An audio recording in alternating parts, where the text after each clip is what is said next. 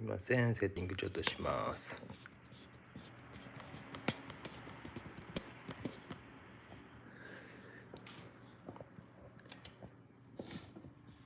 よいしょ。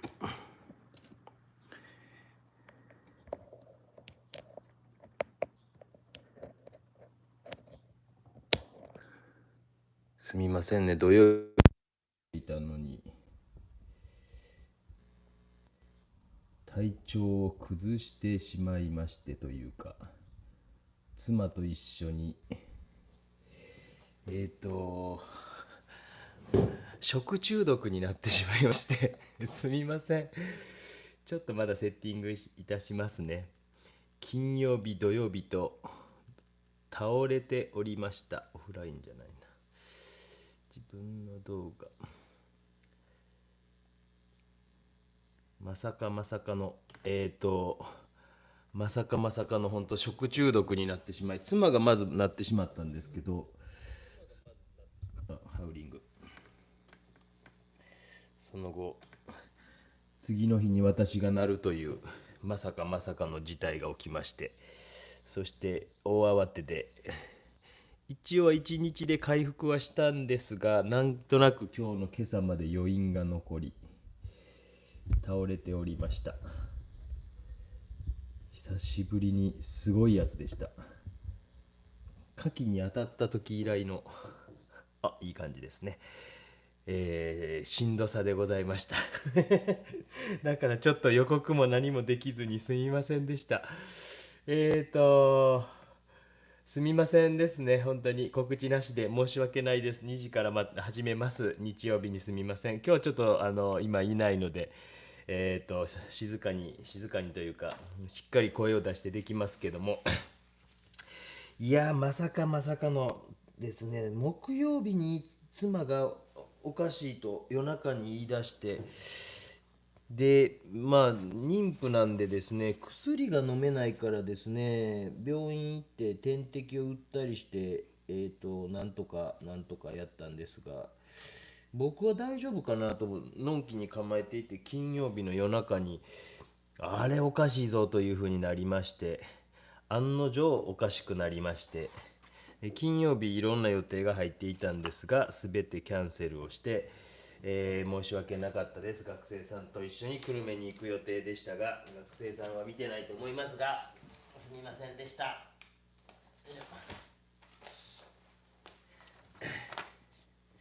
そこからですね、土曜日なんとかちょっとマシに昨日なってきて、でなんとか鬼好評だけは取ろうと思って取ったんですが、数が少なかったんでですね、昨日は。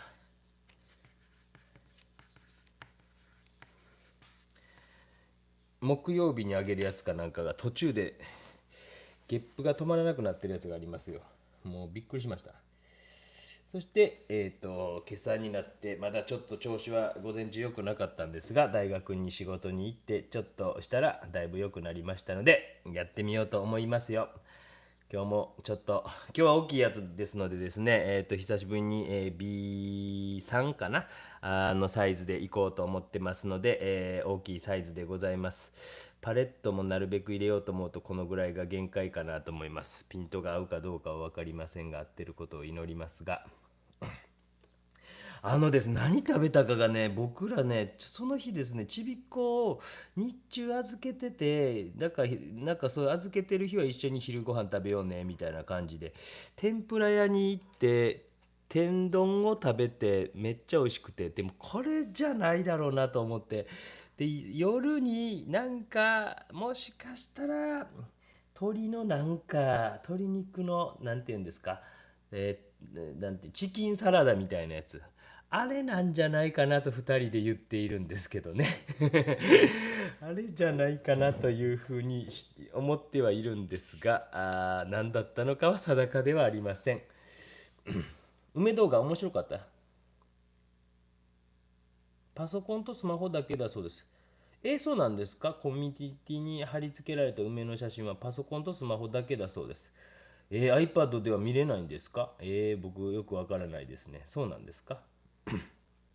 なんでやろうね。よくわからないですよね。よくそういうのあるみたいですね。なんでですかね。パソコンから貼り付けたらいけるんですかね。パソコン開く時って大学にいる時家でもパソコン開くんですけどね、やりたくないんですよね、パソコンが。もうどうしてもなんか仕事のメールが目に入ってくるんで仕事したくないんですよね。すみません。そうなんですか。パソコンでしかできない。なんか適当に今まで上げた動画の写真とかね、時間ある時にコミュニティ欄にバーッとまた上げれたら上げときますね。時間ある時ということは、まあここで言うたら完全にバレてしまいますけどね、なんかこう重要な会議中とかかもしれませんけどね、オンライン会議中かもしれませんけどね。そうかそうか、そういうこともあるのか。重要な会議中はね、オンライン中はね、耳で聞いて別の仕事をすることもやっている先生もいるという噂は聞いたことありますけどね、僕じゃないですけどね。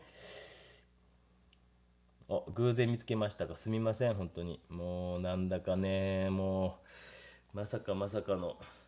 何が辛かったかって、僕自身は薬を飲めたからそんなにこう嘔吐とかがほぼなくて、1回来ただけで大丈夫だったんですけど、妻も一緒だったんですけど、もう体が痛くてですね、動けなくなりました。もうなんかもう痛すぎて痛すぎてびっくりしましたよ。なんだこれはというしびれですね。これ近所の、今日窓開けてるんですけどね、近所の人大丈夫かな、一人であのおっさん喋っとんなって感じかもしれませんね。2時に始まる前になんかここ23日質問がいくつか来ていて、メールっていうかこう文章で返すのめんどくさいので喋っておきますけども、ある方から、ポピーオイルとテレピンだけでは書きづらくないですかという質問が来ていましたけども、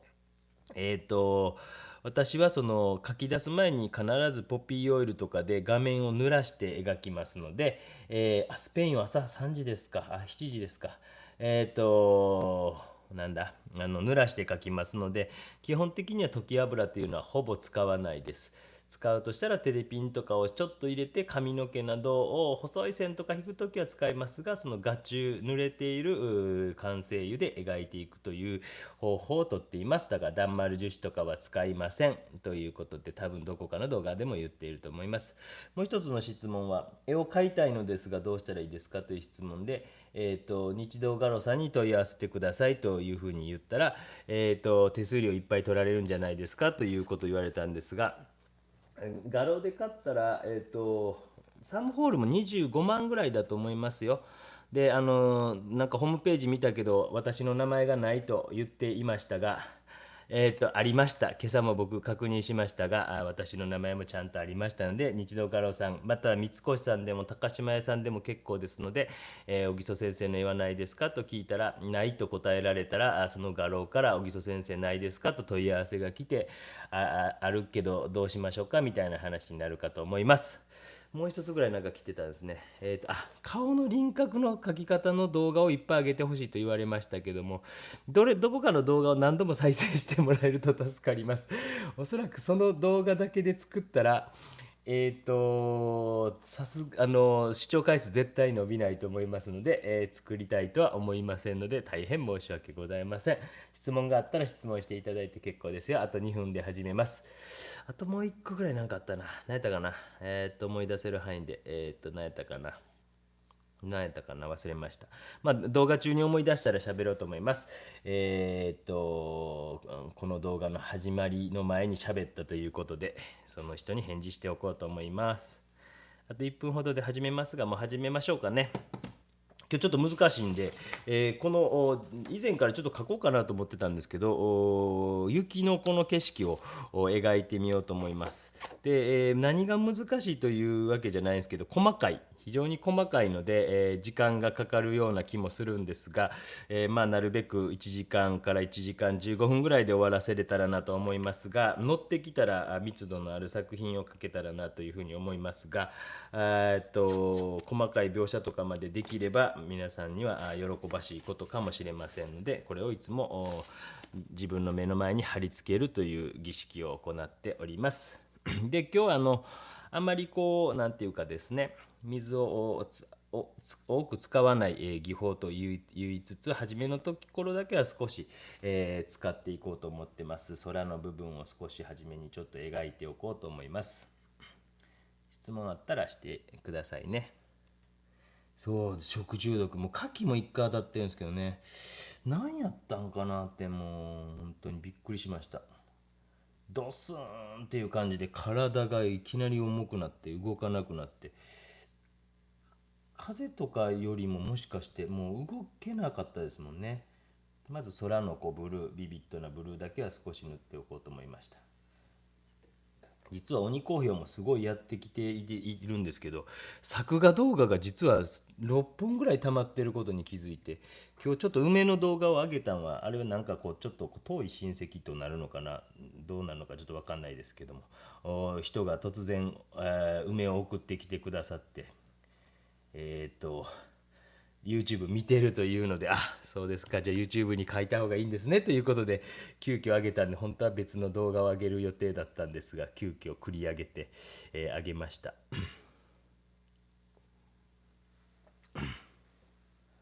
油絵も1個、水彩、アクリル何本かあるんですけどね。でちょっと初めのうちはちょっと初めのうちというか影ぐらいまではちょっと水を多めに描いていきますが、もうちょっと太いのがいいですね。質問です。で止まってるな。マスキングテープの幅はこれ何センチでもいいと思いますけど、僕一番一般的なこの何センチですか？何センチか測ったことないですけどもこれ使ってます。何センチですか？ 1.5 ぐらいですね。1.7とかですね。この3M さんの 3M のホームセンターで売ってる1.7を使っているようですね。なんとなくこれが僕は安くてしっくりくるかなっていう感じがしますよ。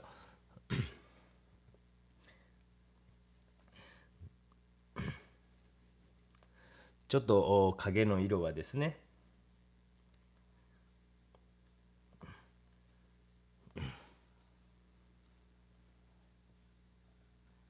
ズバズバズバズバほぼ一発で決めにかかります。ズバズバ、ここはまあ水多めにやってますけどね。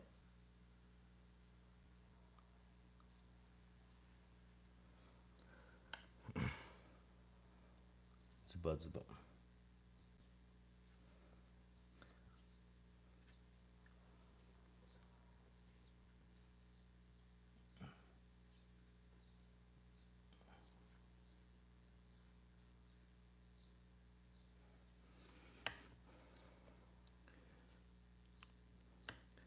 水を多めにしながらもここの木々は描いていくと。ダイソーのアクリル絵の具を買った時三原色で思い通りで出せないでしょうね言ってしまった。ダイソーの色じゃ出ないと思います。なぜなら顔料の濃度が低いはずなんですよ。別にダイソーを否定しているわけじゃないんですが、ただ私も確か昔1個だけダイソーの三原色で描いたという動画を上げた記憶があるんですが、まあもちろん絶対無理ですよ。あの顔料濃度が低いのでどうちゃらこうちゃらと途中で喋っている動画があると思います。犬やと思います。犬のワンちゃんをあげてるのが2種類あって、それのどっちか後の方にあげたやつやと思いますので見てみてください。何でも安く済まそうとするのが良くないということでしょうね。ちょっとそれは難しいと思いますよ。要は炭酸カルシウムとかが入って増量されてるわけですよね。多分その動画でも同じようなこと言ってると思うんですけども、ということは増量剤がいっぱい入ってるのでですね、増量してはあるけどもですね、この辺の焦げ茶色をほぼねダイレクトに使っていく感じですね。グググググ。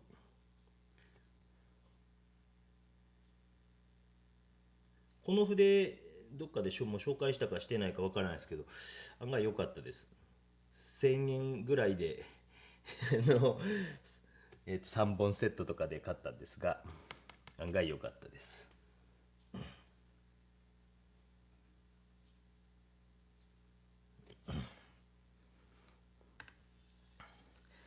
大胆ですね。ググググググ。茶色とこれは何ですかね。この辺は多分えっ、となんだフタロシアニンブルーとかインジゴとかそんな色だと思いますよ。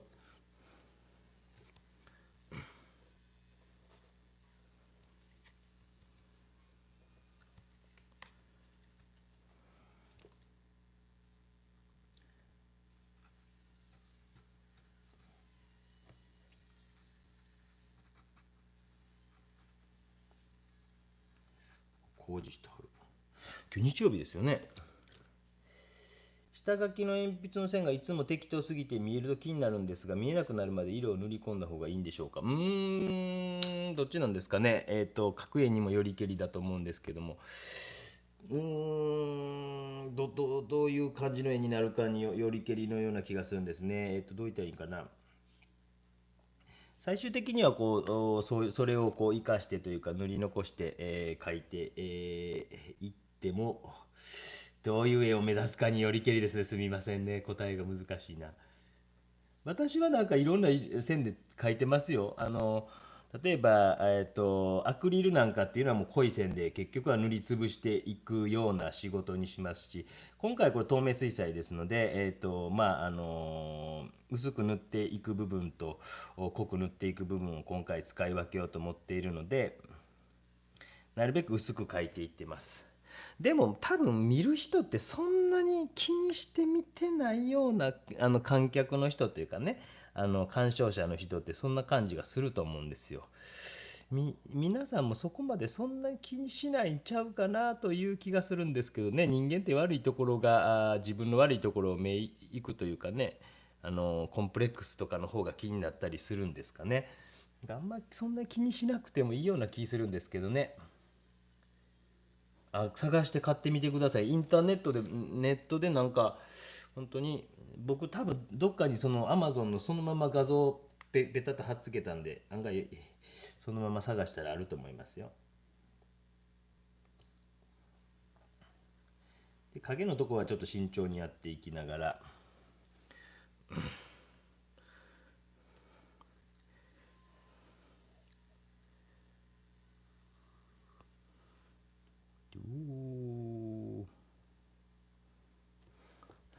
ある程度まではちょっと水を使っていきますけども、後半の方はある程度ガシガシと不透明というか、あれで水を少なくかいていこうかなと思ってます。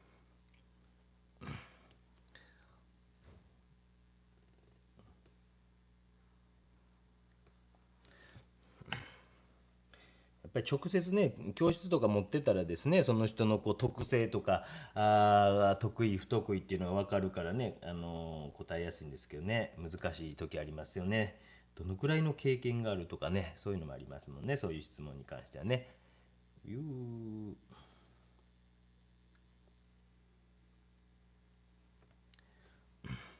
で、奥行きをちょっと出すような意味でも、ちょっと後ろの方の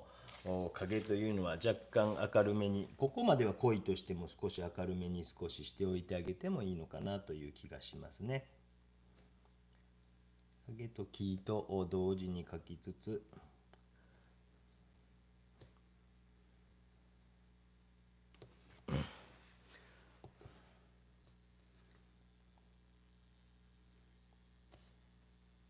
なんか1年間ぐらいあんまり僕そんな水彩を本業にというと変ですけどもやってなかったというか、プランニングでやる程度やったからですね、1年間YouTube やってきて、だいぶいろいろ本は正直一冊も読んでないんですけども、自分なりに研究していったらちょっといろいろ分かってきたというか面白なってきましたもんね。やっぱ透明水彩っていうのこういう画材なんやとかっていうのが、アクリルの方がどっちかちょっともしかして分かっていたのかもしれないけど、やっぱ透明水彩ってなんか面白いですね。なんかもっともっとできる表現の幅があるんやなっていうのが分かりましたよ。アマゾンでね、ちょっとね、今ちょっとパッと探して、パッと見せてあげよう思ったんですけどね、見当たらないんですよ。袋ごとあったんですけどね、もうここ最近もちびのなんか遊び場にもなってきよってですね、で仕事行って帰ってきたらたまになんか物がえらい動いててですね、ああ、使いよったっていう感じの時がありますので、やつが持っていくことも多々あります。ね、皆さんが思ってる以上にあのぐらいの年って大変ですよ。自分も仕事手伝ってんのにっていう気分ですもんね。おとんの仕事手伝ってんのになんで俺にやらせてくれへんねん。今ちょっとおらんからね、よかったですよ。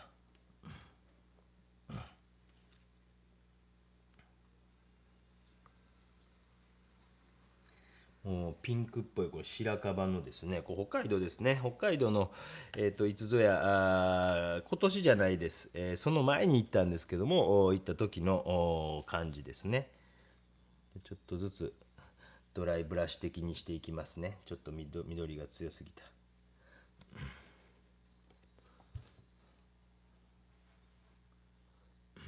真ん中のこの緑あたりを少し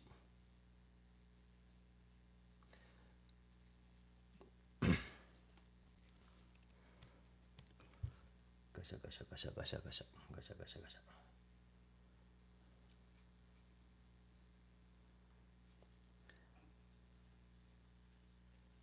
おお、大胆。見えてますかね。見えてますね。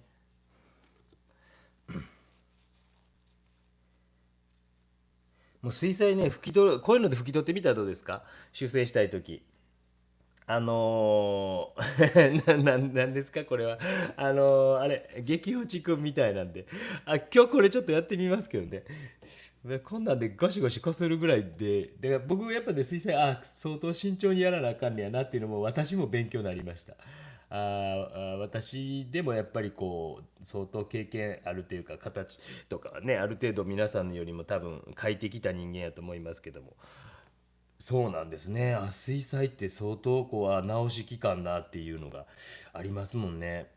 ちょっとそれは思いましたね。この1年間で私もそれ勉強しました。こんなに慎重にやらなあかん道具なんやなっていうのを思いました。同じです。ね。ダバダバダバダバ。ちらっとちょっと最近書いてたやつ見せましょうか。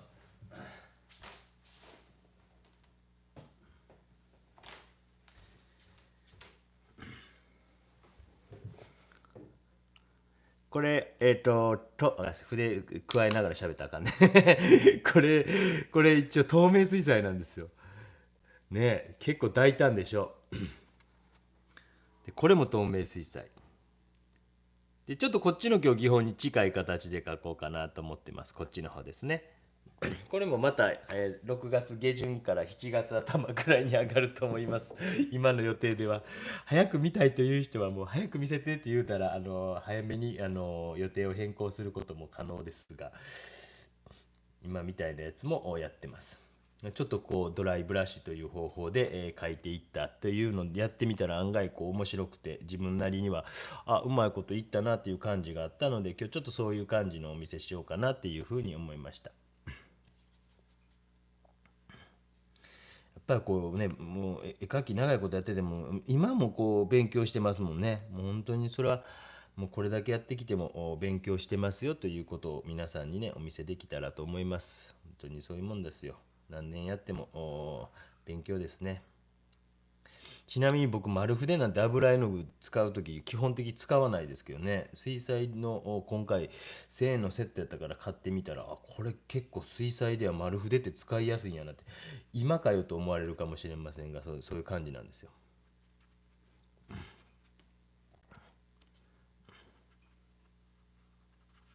ガシガシガシガシ。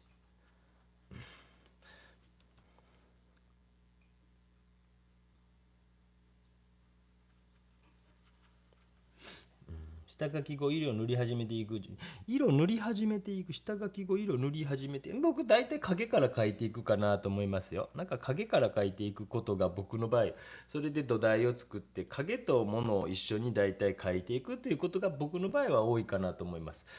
油絵に関してはまた全然違いますけどね、なんかね。どっちかちょっとそっちが多いんちゃうかなって、多分僕の描き方の動画見てるとそういうのが多いんじゃないかなと思いますよ。ガシャガシャガシャ、ちょっとこうかすらせながら書いておきましょうか。同時に写真も見せれたらいいんですけどね、たまにまた見せますね。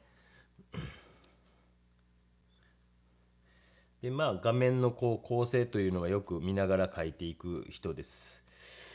これはやっぱりこうお受験の先生とかもしていたことがありますので、受験はですねやっぱり途中段階でも0点にならんことをまずせなあかんというかですね、100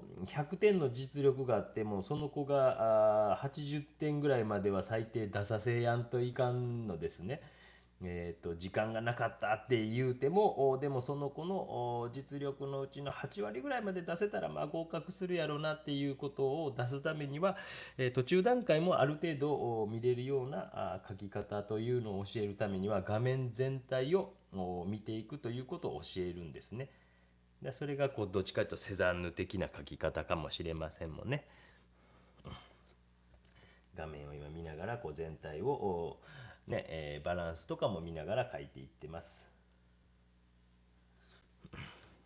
お隣さんはあれ知ってるけど裏の方は僕が YouTube やってること知らんから近いうち教えとかんといかんですね。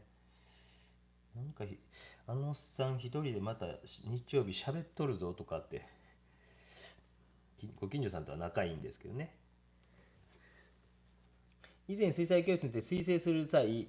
ランプライのペーパーカラー修正絵の具というそうなんですか、ありがとうございますね。さすがもう稲葉さん助かりました。そういう修正絵の具というのがあるそうですよ。どういうことなんですかね、拭き取れるんですか。すごいですね。そういうもう皆さんの方が詳しい場合ありますのでぜひですねそういうのよろしくお願いします。私も水彩画教室に通いたいぐらいです。ちょっと水多めのやつもちょっと使っていきながら。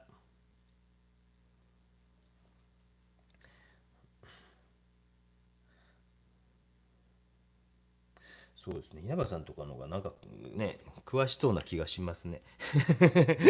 僕は本当にもう本とか書いてるくせにね読まないですからね。自分でこう書いたりこう一緒にこう編集の人とこうだねああだねっていう話とかしてそれを文章化してもらうことが多いんですね。でもねそんなんて結構後々また、私自身も変わってくるし、ねもう5年も10年も前の本とかもちろん読まないですからね。どんなそんなん言ってたっけってよくありますもんね。私のこともともとは多分本で知ってたっていう人も多いと思うんですよね。Facebook とかで知ってたっていう人もいれば展覧会美術書の雑誌で知ってたっていう人もいると思いますしね、いろんな形があると思うんですけどね。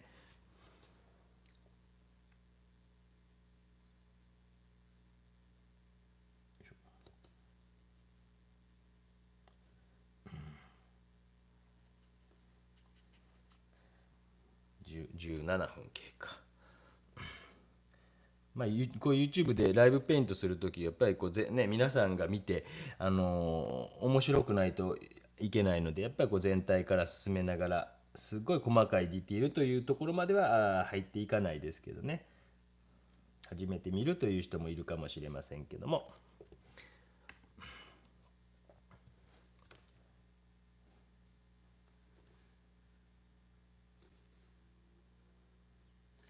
あんまだらだらやりません。もうだいたい1時間から1時間15分ぐらいで、今までも終わってまして、まあ、最長でも2時間とかやったやつあるんですけども、今日はもしかして、長くやるかもと言っていつもだいたい早く終わるというのが私のうちです。長くやるということはあんまりない人なんですけどもね。質問は本当遠慮なく、一番もこの時質問されるのが一番楽なのでですね、文章で返すのがすごい大変なのでですね、非常に助かります。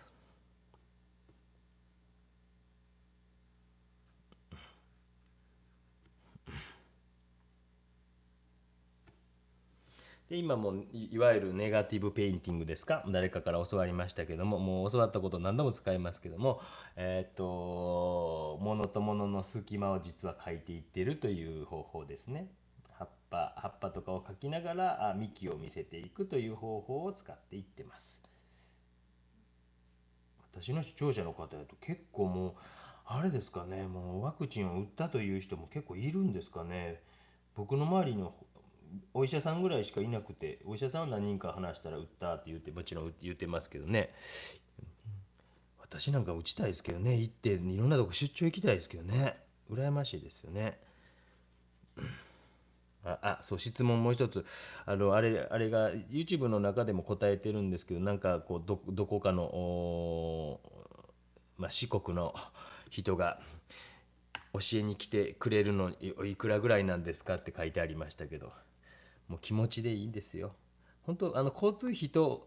お酒だけでいいですよ。本当そんな人なんですよね。で、大学通してなんか頼んだら、多分大学がお金出してくれると思うから、近くの高校かなんかに言って、小木曽先生に来てもらう、ジョイントセミナー来てもらってよ頼めませんかって言って、大学の、入試課かなんかのホームページにそういうこうなんかあれがあるんですよ。で、PDF かなんかに書き込んで、で小木曽先生に来て、話してほしいとか言って、そしたら僕行きますよ。そしたらその高校とついでにそこの絵画教室を教えに行けますもんね。まあ、その際僕佐賀大学の佐賀大学で言ってしまった大学の宣伝一切しないというですね。宣伝は約2分。このチラシ読んどいてください。それでは始めましょうと言って大体、楽しい話をするというのが私の大体こう講演会とかのやり方で、あとワークショップだったらワークショップでこういう形でこう書いてみせます、実際にですね。実際に書いてこうわーっと人が周りにいて、わちゃわちゃわちゃわちゃして直接質問とかね、もうワクチンが普及したらそういうことできますもんねと思ってるんですね。そういうの早くしたいなと思いますよね。質問あるかな。ワクチンを打ったら父が亡くなりました。本当ですか？あら。絵の具は私は影からですね、20ml で直したところ、原液のまま塗れば元の紙の色に。そうなんですね。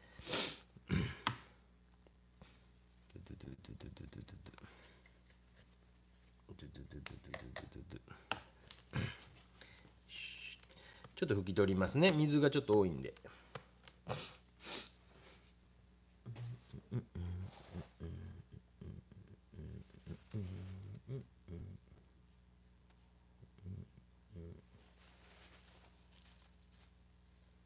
油絵なんですが、グレーズをすると下の絵の具が浮いて剥がれてくる。それ下の絵の具乾いてないだけじゃないですか？そんなことないですか？僕はまずないんですけどね。たまにそういう人いますもんね。多分完全に乾いてないか、絵の具があれなんじゃないですかね。乾いてないうちに描いていってしまっているような気がするんですが、いかがでしょうか。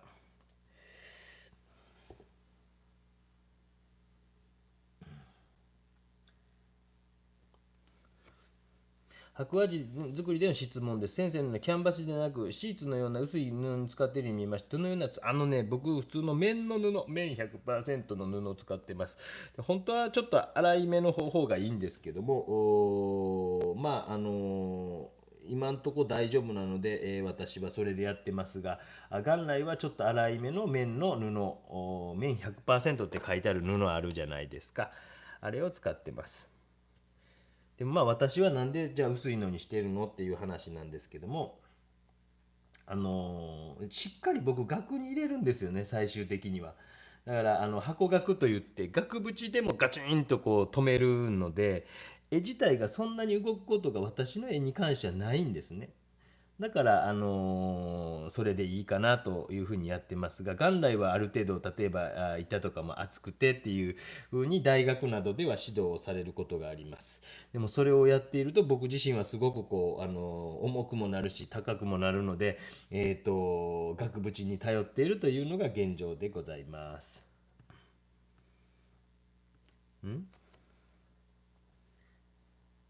パレットの洗い方、油絵なんですか？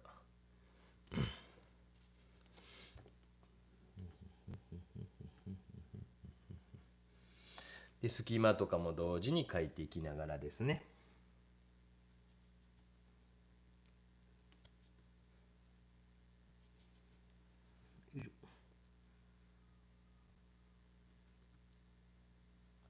ちょっとずつディティールも描いていきますが、この本当隙間のとこですよね。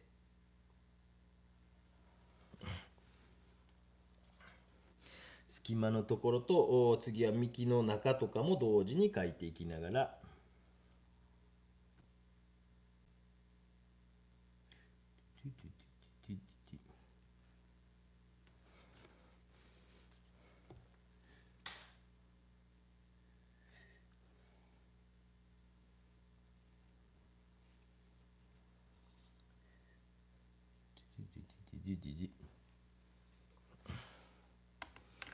なかなかいい土台がこう自分ではできたと思っているんで、こういう時ってですね、慎重にやりたくなるんですよね。これ悪い癖ですね。悪い癖というか、ライブとかでやっていて、あ、やばい、いい下地ができてしまったと思ったら、すごい慎重にやりだしてしまって、すごくこう無駄が多くなってきて、細かい仕事に入りすぎてしまうっていう感じですね。見ている側としては退屈になることがあるんで、ちょっとそのあたりを慎重にいかないと、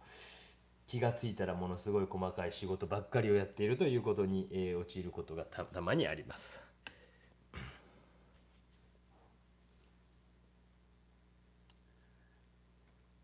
よいしょ。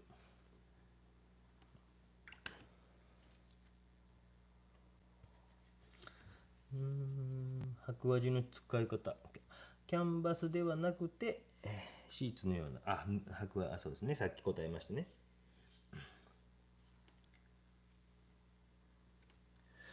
僕はもう本当になんかもうキャンバス地っていうのがもう僕は苦手というか、もちろんなんかの時にこうデモンストレーションとかで書いてみせることはあるんですけども、その凹凸とかをうまく使える人じゃないんですよね。もうそれが気になってしまって、ボコボコボコボコしてるのが気になってしまうタイプなので、なかなかですね、使えない人なので、皆さんは使えたりするならそれで十分やと思いますよ。よいしょ。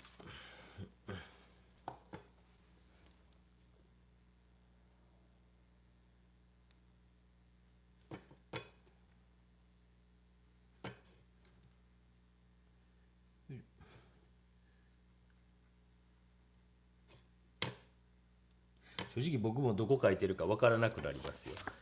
こんな感じですね。本当どこ書いてるかわからなくなります。馬っていうのが来ましたね。今何ですか、競馬かなんかやってるんですか？競馬かなんか、ちなみに、プロ野球が今やってるのは知ってますよ、もちろんね。でもプロ野球よりライブ配信の方が面白くなってきたっていうのはすごいことですよ。僕のもうなんかこう革命的ですからね。こう面白いんですよね。で、あとなんかこう YouTube やってると質問がいっぱい来るんですけども、質問をここで答える方が楽というのもありますよね。なんかピコピコ手で打ってたりするよりはこっちの方が全然楽ですもんね。でも本当画面全体を見ながらバランスも見ながらちょっとずつ密度を上げていくときにこの棒をただワンチンというのですけども使っております。本当ワンチン使うとめっちゃくちゃ早なりますよ皆さん本当に。ちょっとホームセンターに今日午後でも行ってこられたら箱のやつとかを作ってるやつとかをお見せしてると思うんですけども、もうめっちゃ早なりますよ。で影も描いておいて、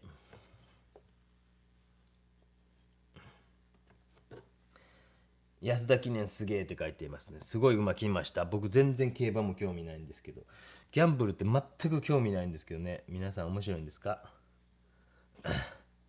わからないです。パチンコも僕は卒業制作の自画像の5000円を15分ぐらいで確か吸ってしまって、もう二度とやらんやろなと思って以来一回もやってませんけど、面白いんですか？私は絵描いてる方が全然面白いですしね。わからない。親父とかがなんか昔子供の頃土曜日とかパチンコ行ってましたけどね、面白かったんですかね。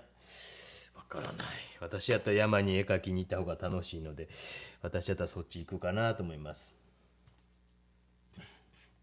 ある人からなんか僕こうメールでなんかですね、私がなんか子供とちゃんとお前は時間使えとか、あなたはなんか仕事ばっかりしていて子供との時間を大事にしてないとかっていうメールが来たんですよ。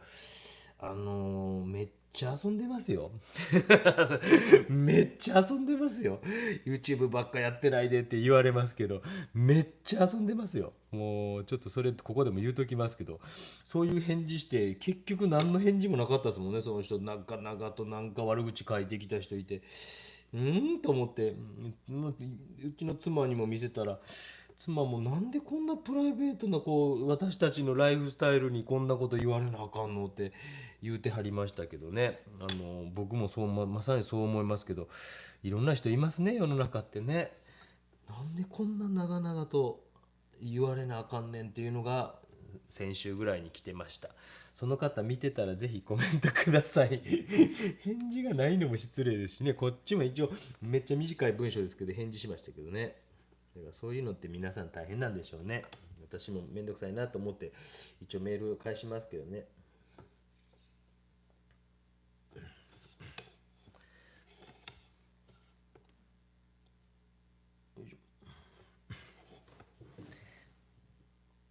今ちょっと離れてみました。SNS ってね、もうものすごい便利になって、あれですけど、初めの頃に比べたらなんか変な人って減ったなとは思うんですけども、やっぱ YouTube っていうものになるとまた媒体が違うんでしょうね。なんか似てるような感じはするんですけども、なんていうか、やっぱり1対視聴者みたいな感じで相互関係みたいなのがどっちかちょっとなんていうのかな、他の SNS よりも違う感じがすんのかな。テレビを作ってる人というふうにこっちは思われてるのかもしれないですけどね、一個人ですからね、これね。うわー、ありがとうございます、お見舞い申し上げますと。ね、私もラジオっ子で最近小木曽先生の絵より喋りにはまってしまっておかしいやつすみません。そうね、ツボにはまってラジオっ子ですか。ね、僕はラジオが来るっていうか、去年僕多分春ぐらいに結構言ってたと思うんですけど、多分皆さん目のメディアには疲れてくると僕思ってたら、案外それは当たってたんちゃうかなという。僕結構なんかそんなことを言ってた記憶あるんですけどね。なんかひろゆきさんのをね、ここ半年ぐらいよう聞いてるんですけど、あの人は上手ですね。そういうメディア使うのね、面白いなと思いますよ。もう笑っちゃいますよ。2チャンネルを作られた方ね、最近よく出てますけども、100万人近くに登録者になってきましたけどね。僕多分38万人ぐらいの時ぐらいから聞き出したんちゃうかな。この人面白いなと思ってね。結構アンチの人もいるでしょうからね、あんま喋るとあれでしょうけど、あの人がたまにポロッとなんか絵の描き方とかは興味がありますって言うんですよね。見てくれんかなって祈りますよね自分からスパチャをする勇気はないですが、お金の問題じゃなくて恥ずかしくて勇気がないですが、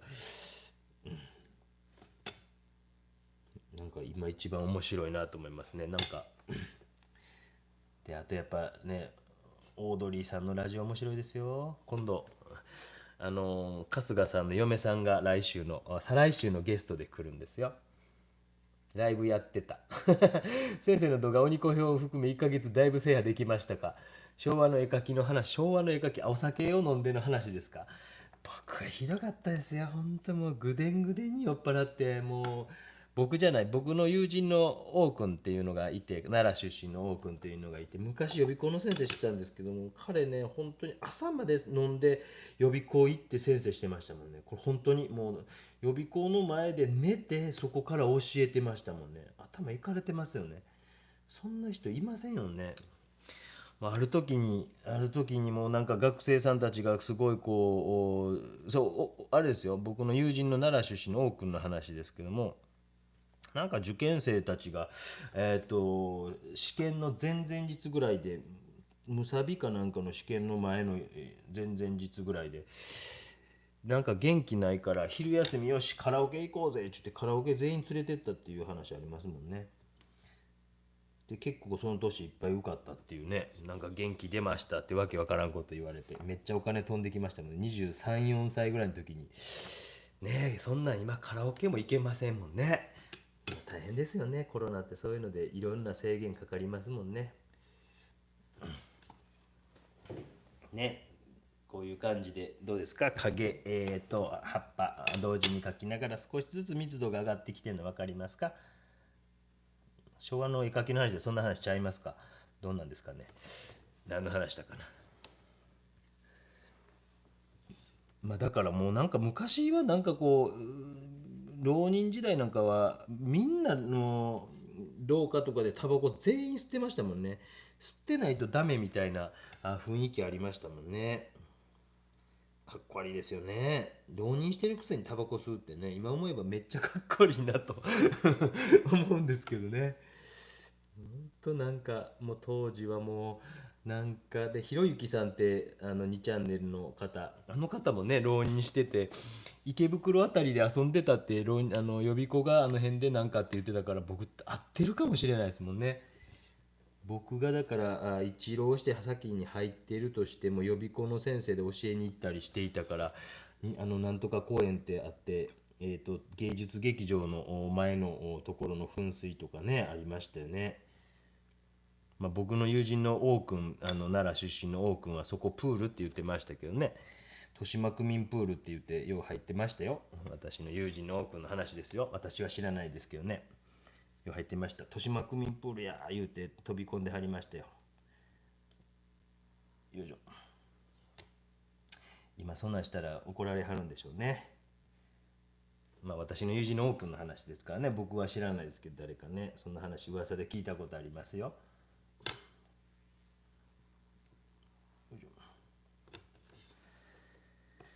いい感じの土台ができてきた。予想よりはちょっと36分。予想よりはこのなんかやっぱダメですね。こうちょっとスリルを味わってんでしょうね。かけるのかなというヒヤヒヤを味わってるんでしょうね。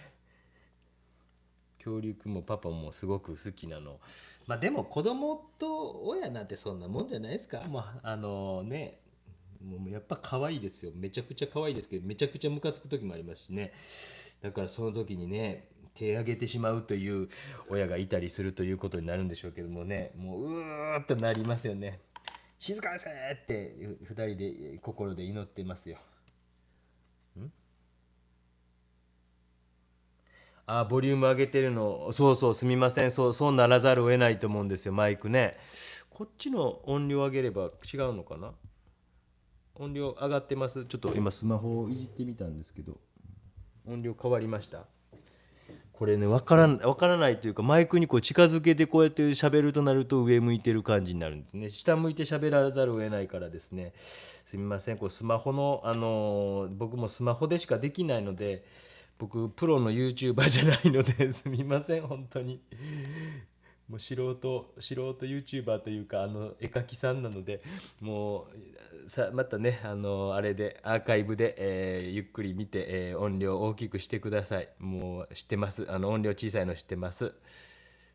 一応今日はマイクを装着はしているんですけど、以前よりはちょっとマシになってくれてることを祈りつつも、でももう限界やなと思ってます。ごめんなさいね。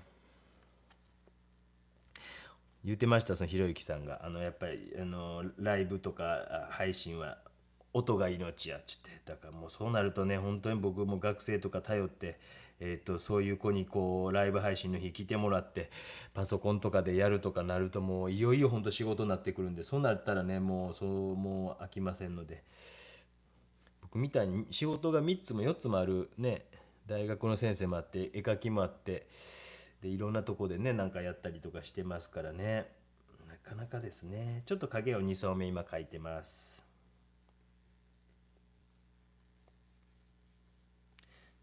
ちょっとかすらせつつも、そう音量問題ね難しいですね。ほんといろんなね機械が苦手でですね、私も皆さんと同じで苦手ですからね。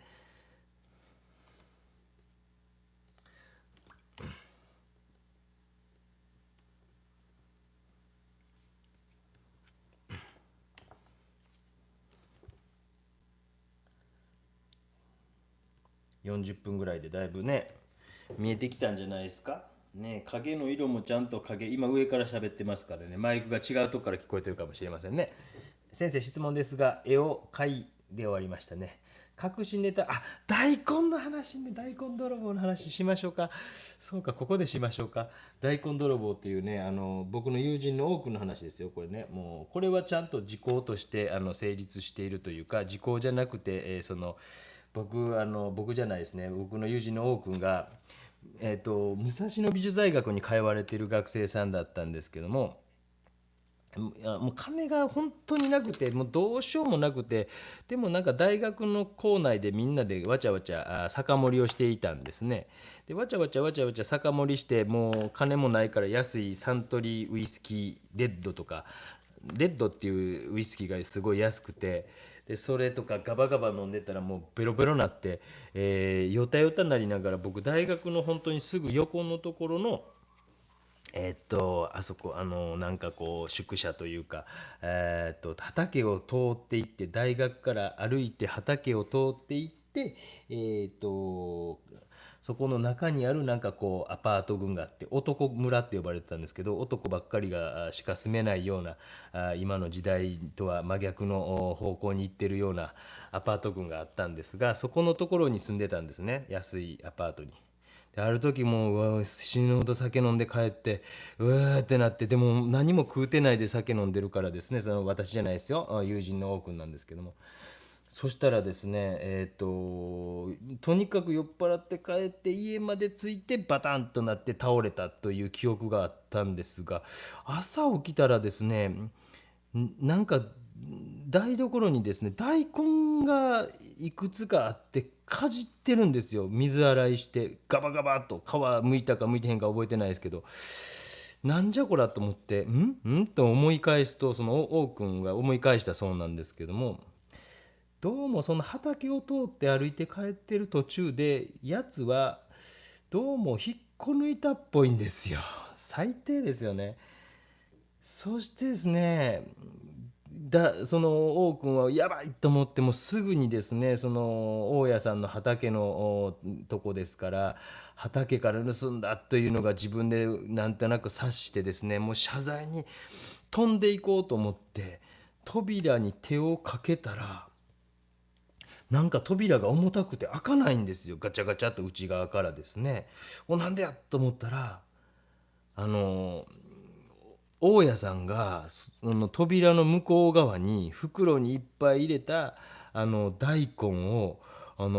差し入れしてくれてて、困ったらちゃんと直接言ってねって手紙に書いてあったんですよ。それでなんとか扉出てですね、そのまますぐ大家さんのとこに「すみませんでした」って王くんは謝りに行ったという、なんとも昭和な人情話でございました。素敵なお話でしょね。えもう本当にそんな大家さんがいるのかというようなですね、優しい大家さんでございましたよというお話。それすんの忘れてましたね。でその後なんかあれでしたね、いろいろお世話になったからちょっと、僕そこのアパート出ていく時に、うちの親父が挨拶に、奈良から来て、親父じゃないですね、私の友人の多くの親父が奈良からその人のところまで、挨拶に来て、でなんかお世話になりましたっつって、ね、奈良の名物の柿の葉寿司っていうのが、そこの大家さんのお父さんはなんかすごい不愛想な人で、お母さんおばあちゃんみたいな人はすごい優しい人やったような記憶してるんですけども、でその挨拶に行った日に対応してくれたのはお父さんの方で、めっちゃ不愛想で、なんか自分が応援している高校かなんかが甲子園に出ていて、春の甲子園に出ているかなんかで、それが戦っていて、で、その最中やったから今来てくれるなみたいな感じで対応して、くれたんですが、うちの親父がその時に、うちの親父じゃないですね、王くんの親父が柿の葉寿司を、奈良の名物の柿の葉寿司ってあるんですけど、皆さん知ってますかね。柿の葉っぱに包まれたマス寿司とか鮭の寿司とかを包んだ、香り付けのために柿の葉で包んでいるんですけども、それをお土産に持って行ったら「ありがとうございます、美味しそうですね」なんて言って、ものすごい不愛想に、おしゃべりをちょっとして、そしたら柿の葉寿司どうぞ食べてくださいっていう感じで言うたら、柿の葉っぱごと食べてました。硬いですねって言われましたというお話でした。すいません、絵を描いているときいつも平面で描かれますか、斜めに立てかけられて水彩は平面で描いたりすることが多いです。油絵に関しては斜めですよ。はい、そんなお話です。テレビで見るとき画面が大きくていいですが、チャット出てこない。そうなみたいですね。僕もその辺よく知りません。テレビはチャット出てこないですね。iPad とかスマホやと出てくるんですか。そんなお話でございましたと言うてるうちにだいぶね見えてきたの分かりますか。であんま水使ってないでしょ。こっち側に行ってないですもんね。今日見てたら分かりますよね。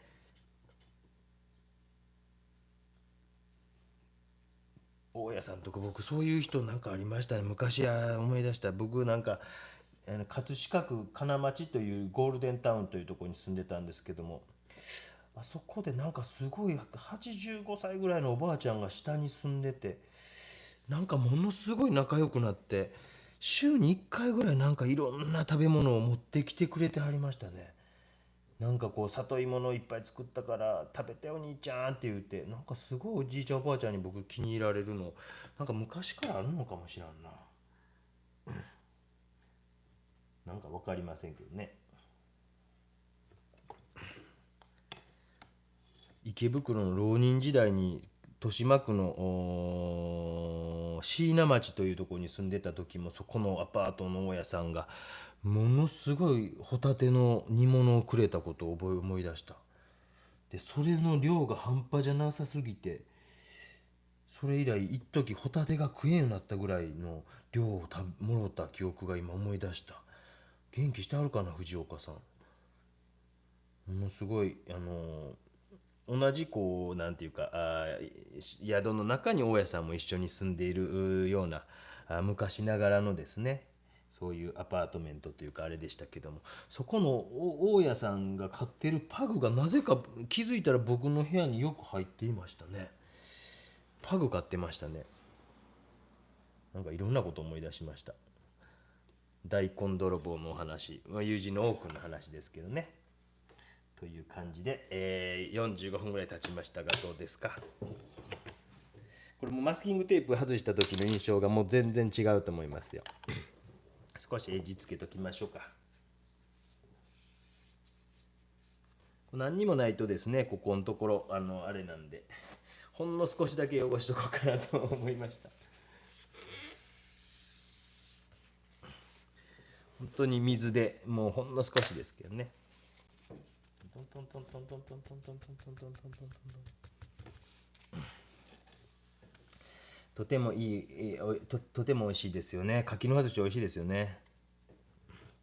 柿の葉寿司僕もよくやっぱ奈良とかに帰る時、いつも奈良から東京に帰る時の新幹線は必ず柿の葉寿司を食べてました。そうですね。すみませんね、音声もね小さくて申し訳ない。もうスマホのあれ1台だけ。今日だからあれかもしれないですね。窓開けてるから声が外に拾われてってのかもしれないですね。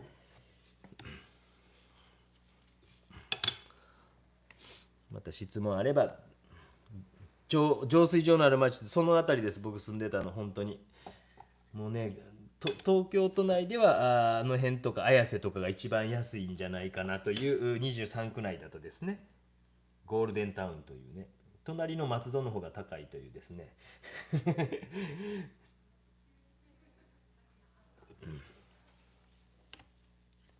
よいしょ。この僕のボリュームで喋ったらやっぱもう近所の人聞こえてんな。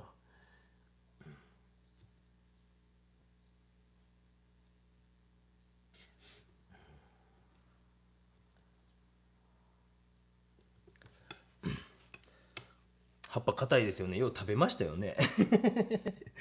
僕もそれ聞いてねえ、それ聞いてというか見てて、食べあったと思って、大丈夫かなと思ったら、ちょっと硬いねとか言われて、わあすごいと思って。なんかね、いろいろありますよね人生。もう40年も生きてくるといろんなことありましたよね。皆さんもありましたでしょ。白樺の木ですかね。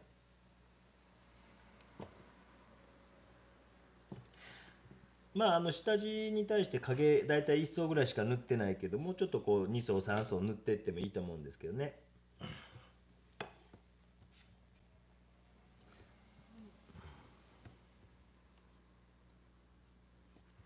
少しずつ解像度を上げていくというような感じで描いていきます。いつもこれ言うてますけどね、解像度を上げていくってね。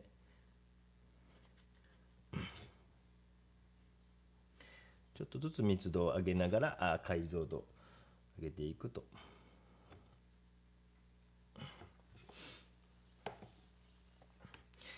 こういうところはやっぱりこう集中的に描いてあげた方が多分後々楽やと思うので、ちょっと細かい仕事で、枝というかこう木のなんていうかを塗り残しつつ描いていった方が多分後々楽やと思います。この白は何も塗ってないですよ。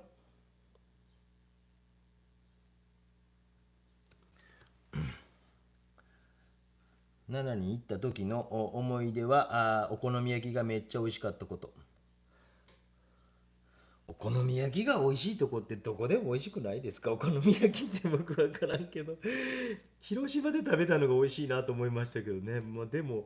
僕はもうどこでもうちの妻が作るお好み焼きが一番もう本当美味しいと思ってるんですけどね。なんでかな。焼くのもものすごく早いんですよね。なんでか分からないですけどね。なんか別に食べに行きたいと思わないんですよね。なんでかな。分からないですけどね。奈良美味しいもんないかったですけどね、昔ね。やっぱりこう奈良とか埼玉とか、僕埼玉も住んでたことあるんで、やっぱ海のない県はやっぱり今僕は海のあるところに住んでるので、やっぱねいまいちかなっていうか、スーパーのものとか当時は美味しくなかったですね。びっくりしましたもんね。特に九州に来て初めなんかこう入った時にサラダ食べただけでびっくりしましたもん。なんでこんな美味しいんやって。新鮮でですね、量も多いし安いしっていうのでびっくりしましたもんね。奈良は美味しいもんないというふうに僕は断言したいぐらいだったですけどね、昔は。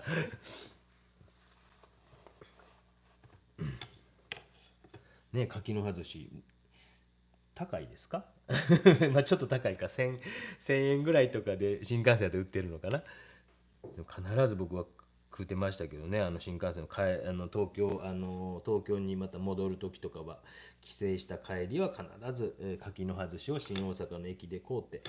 ビール飲みながら富士山今年は見えたなとか、今年見えへんかったなとかっていう感じで、いつも柿の葉寿司を食べながら東京に帰ってました。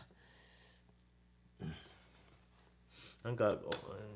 親父とおふくろがやっぱりこう東京に大学に行っても年に1回だけは帰ってこいというので条件をつけられていて、あんま帰ってもやることないしなって、友達と会ったりすることもあるんですけども、案外こうなかったりして、あんま帰りたくなかったんで、なんか大晦日にいつも帰って2日にはもう東京戻ってましたもんね、いつもね。なんか電車が混むのが嫌やからとかって言って帰るなーって言って帰ってましたね。だいたい1泊2日いるかいないかぐらいでしたね。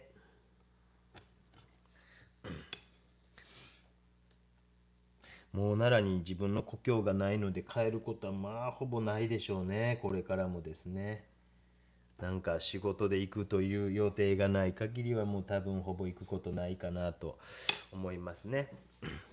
ちょっと大きい仕事しましょうかね。大きい仕事っていうか、トーンを少し整えるというような感じで、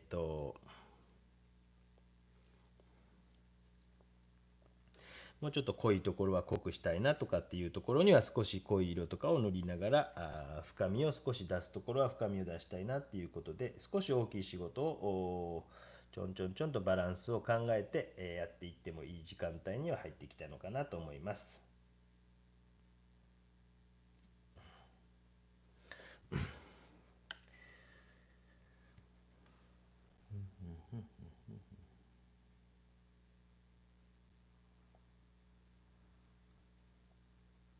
このようにですね、透明先生あまりやられたことないという人はですね、もう白塗り残しても十分絵になるというかものになるということも知ってほしかったのと、ジャバジャバに水を解いてやるということだけじゃなくてもいいですよということを、もういろんなやり方がもちろんあるんでですね、でそういうためにこういうのを指し示しているというのが私の動画のいろいろでございますので、選ぶのは皆さんですのでね。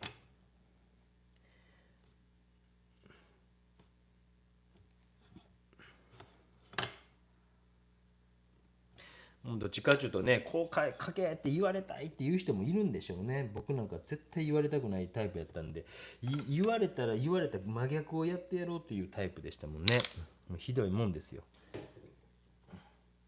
そこに理由がないともうすぐ難癖をつけて「なんすかなんすか?」っていうようなタイプのところがあったのかもしれないですね。もうひどいもんですね。今やから言いますけど、僕が教わっていた先生が2人いて、1人はちょいちょい僕の動画にも出てくる先生なんですけど、もう1人、K 先生っていう先生がいたんですが、名前出すとちょっとねあれなんで、別に悪いあれじゃないんですよ。でもその K 先生はですね、六浪していたんですよ。六浪して東京芸大に入った先生で、なんか僕の中でこの人の言ってる通りやったら結構多浪するんちゃうかっていうぐらい、何か理路整然としない部分が当時はあったんですね。でなんか言ってて、確かに書け書けって言うんですけど、どこをどう書けとか、なぜ書かなきゃいけないのかとかっていう感じの言葉の使い方じゃなかったんですよ。だから僕の中でずっとなんかこれ聞いてたら六浪するぞと。でその先生と仲良かった T 先生っていう人がいて、この人は四浪やったんですよ。で四浪して、でやっぱりかけかけって言うんですけどでもこの人四浪してるし、卒業制作とかを2人の見たらあんまかっこよくないぞとか、僕そういうもうすっごいひねくれた性格のところがあって、今の悪口じゃなくて僕直接何度か言うたことあるんで大丈夫ですよ。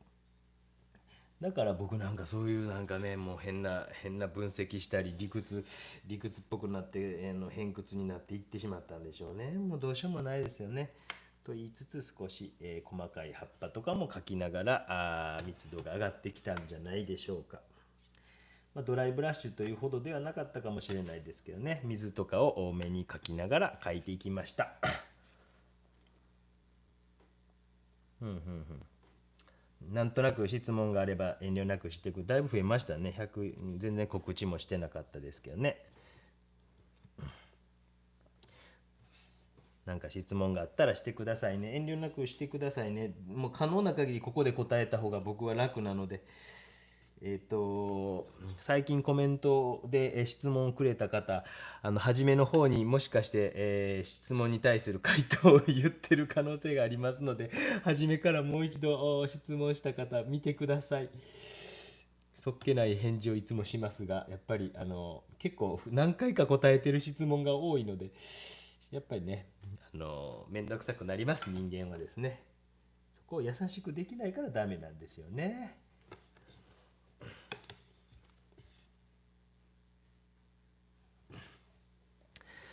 こうちょっと見るとなんとなくボコボコしているような感じで、これ書くべきなのかな書かん方がええのかな、ものすごい迷いますよね。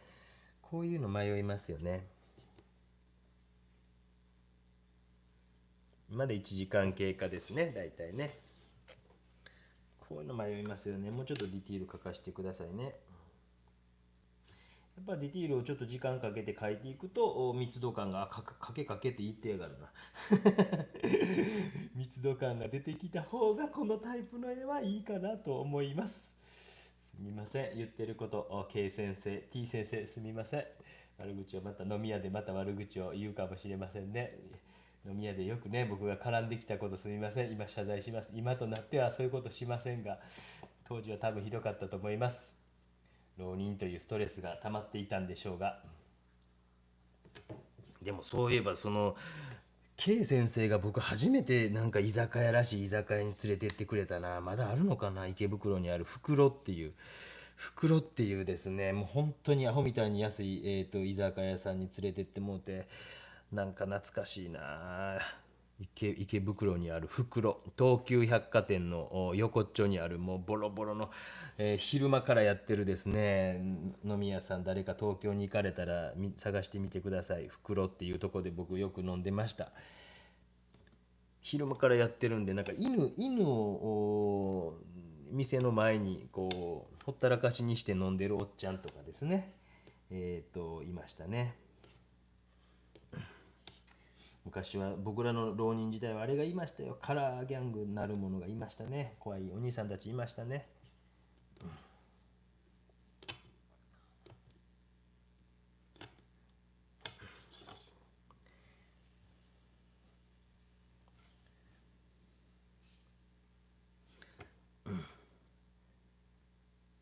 ちょっと画面の上ピンボケしてますか？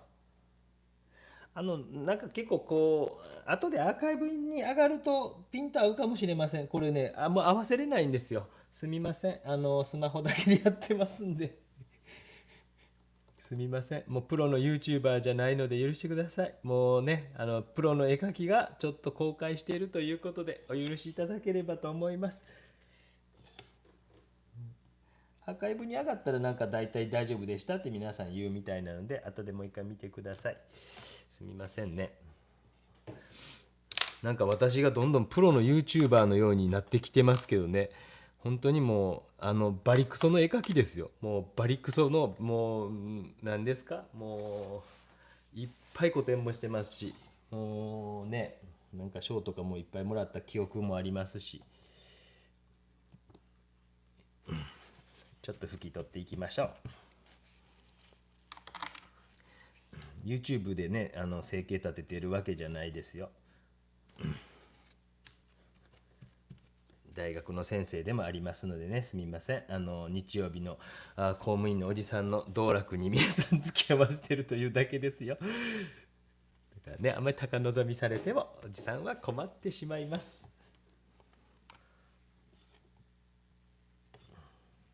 ちょっと拭き取っていってます。まあ複雑になっていくのもありますよね。でもまあまあね、複雑になってきたなとは思います。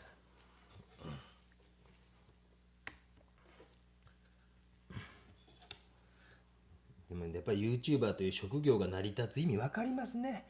やっぱこうなんか分かりました。僕なんか教えてる以上はなんかこう職業差別というのをなくしたいじゃないですけども、なんか学生さんがなりたい職業とか、例えばイラストレーターになりたいとかって言うたら、なるべくその仕事を調べてみたりとかしようとするタイプの人間なんですね。なんかよくこうそんなんダメだとかそんなんあれだとかっていうふうに頭ごなしに言う人間にはなってしまうと、もう年取っていくとどんどんどんどんね、硬い人になってしまうので、なるべくこう許容していこうと思うんですけども、やっぱり今のこの時代にやっぱり必要とされるものに対して必要とするものをこう提供する側の人間になろうとするのはすごい素晴らしいことやなと思うんで、なんか YouTuber という職業が成り立つのもなんとなく分かるようになってきましたもんね。皆さん面白いって言ってくれたら嬉しいですもんね。それにアンチというのもたくさんいるということがアンチというかわがままな人が世の中に多いということも分かってきますよね。ね、びっくりしますよね。皆さん有料級って言うてくれる人もいれば、もっとこうしろとかああしろっていう人もいますもんね。お金取ってやる方法もあるらしいですよね。何人かから指南されましたよ。先生絶対やった方がいいですよって。それをやらないで頑張ってるのにね。皆さんね、いろいろいますよね。テレビに向かって画面でこうに向かって「おいこうだ」とかね、ボブサップとか、あけぼのとかって言ってた、テレビに向かって言ってた声が、ピッピッピッと押すと直接その人に伝わるという時代になってしまったわけですよね。僕の友人の多くはね、TBS に昔電話したそうですもんね。茶番はなんだって言ってね。そしたら大阪の MBS かなんか、うちじゃありませんっていうふうに言われたという、酔っ払って、あの時は本当すみませんでした。そういうクレーマーに、たまに会っていますというお話ですね。といった感じでございました。一回もこれ使わんかったですね。ちょっと水つけて多分こするんやと思いますよ。僕ようわからないんですけど。コシコシコシコシ、ほら。これ拭き取ったらちょっと取れますよね。輪郭とかもちょっとこうね、固なりすぎたなみたいな。結構鉛筆の線まで消えたりしましたよ。ピピピピピピピピピ。写真よりも美しく影のうんぬんかんの勉強になりましたと。画面も音声も十分ありがとうございました。ただただありがとう。ピンボケ犬治っています。そうですか、よかったです。なんかこうね、通信の速度とかによって途中でね悪くなることもあると思うんですよね。隙間とかも少し書いていってみます。約1時間でしたか、どうでしたか。日曜日、これで私は今からジャイアンツ戦を見ることができますので、もう今日仕事が特にないので、今からちびっこが帰ってくると思いますので、酒を飲んで、ビールでも飲むのをやめとこう。お庭のちょっとかぼちゃのあれ、うわー、稲葉さんありがとうございます。もうちびっこ喜びますよ。もうほんとちびっこのために使いますね。全額ちびっこのために使います。もう本当にもう気持ちだけでもうありがとうございます。もうね、もう素晴らしい。もうちょっと書こうかな。という感じぐらいでいいかな。そんな大きく変わらないですけども、もちろんこれをずっと細かくですねしていくとね、こういった感じとか細かしていくとこういった感じとかこういった感じにもちろんなっていきますよ。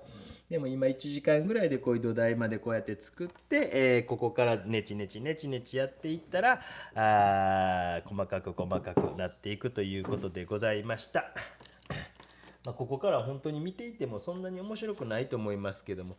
もうちょっとだけ続けていきますね。すみません、もう見たくない人見なくていいですからね。本当にちょっとこう拭き取って細かいところ拭き取ってみたりとか、実はこうドライブラシみたいな感じで濃厚に絵の具をデンと塗ってたりすると結構拭き取りやすいんやなっていうのがよく分かったんですね。拭き取った時に出てきやすいなっていうのが分かったんで、ちょっとそれはこういう風に水だけで今ちょんちょんちょんと拭き取ったらこういう風になったりとか、質問あったらしてくださいね。よいしょ。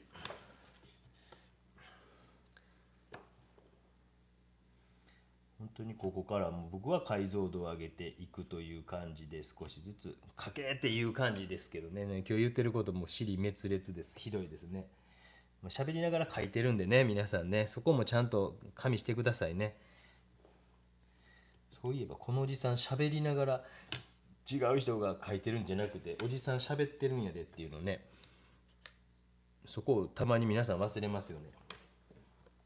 おじさん喋りながら1時間で書いたでこの人っていうことですからね。うわ、ここの木目とかほんまはよう見たらめっちゃ綺麗ね。よいしょ。わあ、よっちんさんもいつもありがとうございます。もうなんかもう本当にもうね、2人目もね生まれますんでね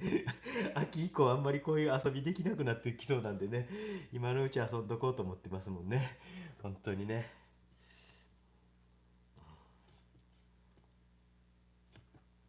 ありがとうございます。もう本当にね、こうね本当にこうやってね見てもろて一つのこうね作品の出来上がっていくプロセスをね皆さんお見せして、それがこんな喜ばれるなんて、一部は分かってはいたんですけどね、まさか自分でできると思わなかったですもんね。本当に僕佐賀テレビさん昔言ってたんですよ、 DVD 作りましょうやって言って。